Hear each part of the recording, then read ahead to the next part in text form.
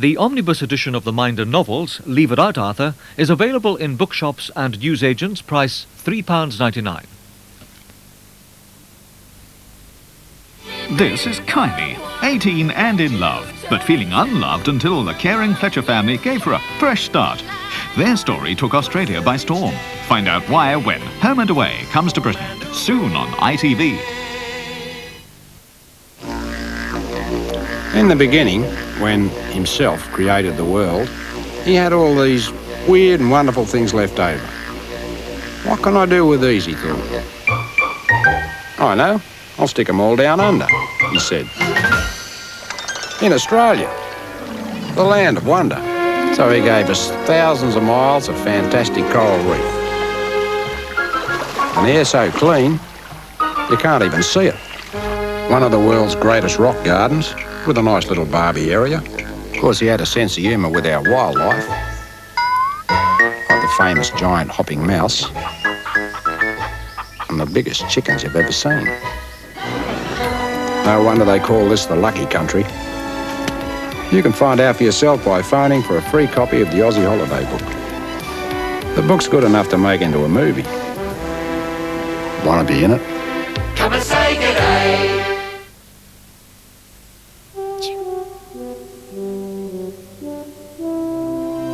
For comfort from your cold, take Lemsip.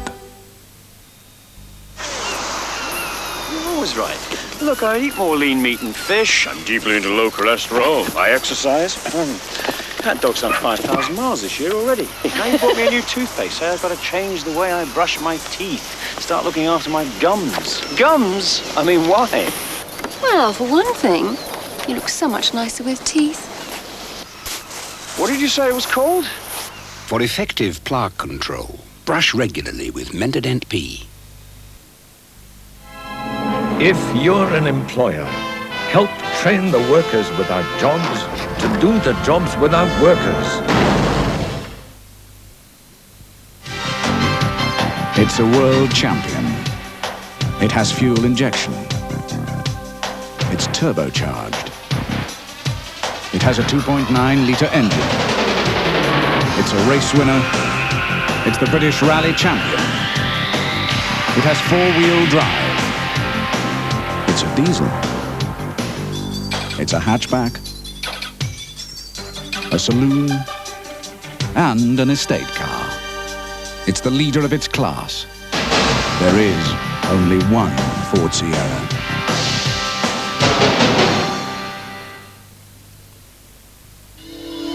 Tonight at 10:35, the Nuclear Age investigates the risk of escalation. 3, 2,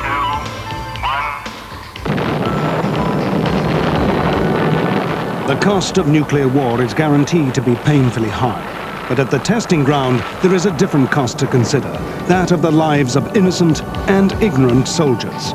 Your Monday walk into Armageddon, the Nuclear Age, tonight at 10:35.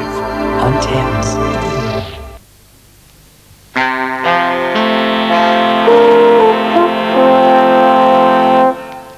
This is Thames from London. The news for the Thames area follows the world news now from ITN.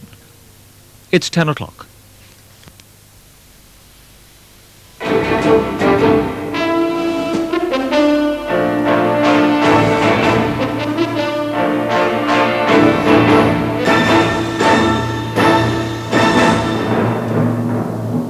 Starvation threatens Kabul as the guerrillas hold up the convoys.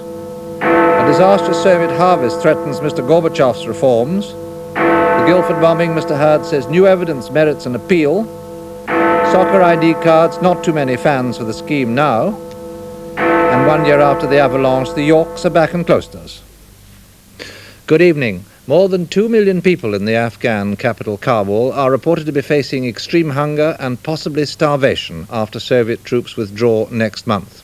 Western aid workers say that guerrilla pressure on the Salang Highway, Kabul's lifeline to the Soviet Union, is threatening to cut vital supplies to the capital's swollen population. This is now put at well over 2 million. Even with thousands of Soviet troops still protecting Kabul, bread is in seriously short supply, hospitals are turning patients away because they can't feed them, and prices are soaring. From Kabul, a special report by Nick Gowing. The main bakery in Kabul is working 24 hours a day, but the grain silos are virtually empty. Each bread delivery lorry leaves under the gaze of men, women and children, desperate for whatever pickings they can get. It is a daily confrontation. Soldiers fire live rounds to keep order. Western aid agencies say the food situation is worsening by the day. It's the increased determination of guerrilla groups to stop supply convoys which threatens the city. Even before the war, the Hindu Kush mountains were a formidable barrier. The Salang Highway is Kabul's only lifeline, now that guerrillas have blocked routes from Pakistan. For the past 9 years, the Red Army has borne the brunt of keeping the road open, suffering heavy casualties in the process. If the Afghans don't commit a high proportion of their armed forces to defending the road against the guerrillas, then Kabul could starve. Soviet-built helicopter gunships flown by Afghans are another crucial element to convoy defense.